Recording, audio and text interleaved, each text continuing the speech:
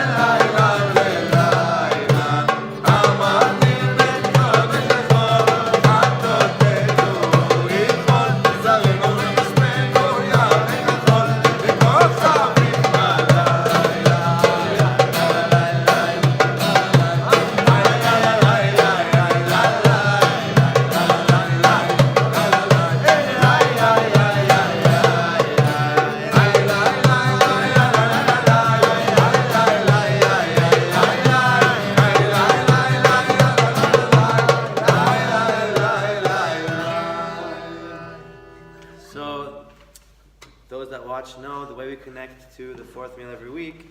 In between the songs, we share stories of tzaddikim, stories of righteous Kabbalists. So the story I'd like to share, unfortunately I don't know which Kabbalist it's about, but it's a spiritual person, a Kabbalist, a tzaddik, who walks into an inn or a pub, and he's just going to do his thing, to study, and he goes to sit down, but then he's distracted and he sees a few tables over a person looks very simple, but there's this light shining from him, like a light that's almost blinding him, it's so bright. This is what the Kabbalist is able to see. And the Kabbalist says, I need him to go see like what's going on there. He goes to ask the person, who are you? Like, hi, I'm this and this person. Who are you? What's your name? What do you do? He's trying to figure out where this light is coming from. And the guy seems like a really regular guy at first. And the Kabbalists just keep asking questions to like try to find out what's going on. And he keeps asking, what is there anything you do that's special? What do you do? Or, like, are you some sort of elevated person? Just like questions, or however he tries to figure out where this light's coming from. And they're there for like an hour, and the guy finally says, maybe there's one thing that I do that's out of the norm, is that every night before I go to sleep, I look up to the heavens and I say, Creator of the world, if you think that tomorrow after I wake up I won't be able to do what you want me to do, just don't have me wake up at all. Please, I ask you, don't wake me up if I can't do it. And the Kabbalists knew that's what it was. And this lesson of the story is simple. Like, we have, Michael spoke not so long ago about the attachments that we rely on for happiness. And this man was willing to let go of everything, let go of his entire life. Like, he said to the Creator, don't wake me up if I can't do what you want me to do. He was willing to let go of all of it, just to be focused on the mission of his soul, the soul that the light that his soul came to this world to reveal.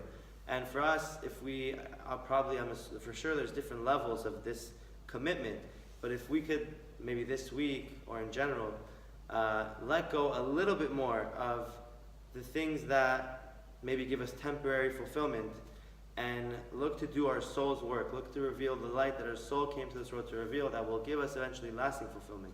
That's the idea of the story. That's what makes the light shine.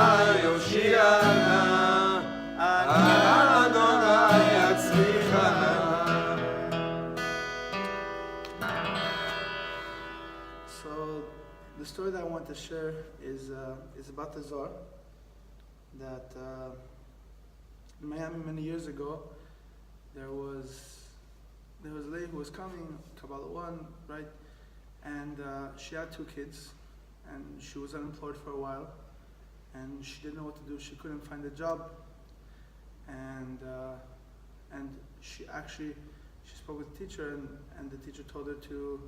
She said she had a certain amount, and actually that amount was the same amount that the Zohar was at. And the teacher told her to buy the Zohar. Like usually you wouldn't do that, Maybe you need to save, right? and she had like like 300, 400 in her bank account. She had to buy the Zohar. So she buys the Zohar, right, which is already crazy. And immediately, that same week, she immediately got a job. She's like a dental. She goes around to teach new equipment technology for around the world for like dental. And right, she goes and she speaks in front of a class about wow, how the Zohar works. Look how amazing the Zohar is, right? Brings miracles, and so a few months later, she calls the teacher and she's like crying. The Zohar doesn't work. Why does it, like it? I lost my job. Or why did I lose my job? It's unfair, right? And I know, have certainty, right? The Zohar works. The Zohar can't bring you anything bad. So then she calls again a week later, again crying. Right, a week after, like a day after September 11, right? So because she's going around the world to different dentistries, right? And she had the schedule for the whole year. And she had a schedule for the whole year. And she saw that the day that she was meant to fly was actually on the plane that was in 9/11 that was crashing, and not just that, but she was seeing between the two terrorists. So a lot of the times in life, what this reminds me of is, we can't look at things on a physical level, what's good and what bad, because you can say that she lost her job, you could say, oh, it's a bad thing, but really this saved her life from something much bigger. And I think that's also the power of the Zohar. Even though we don't maybe know it and think can look like it's unfair, it's really removing judgments from our life and removing big things that can happen.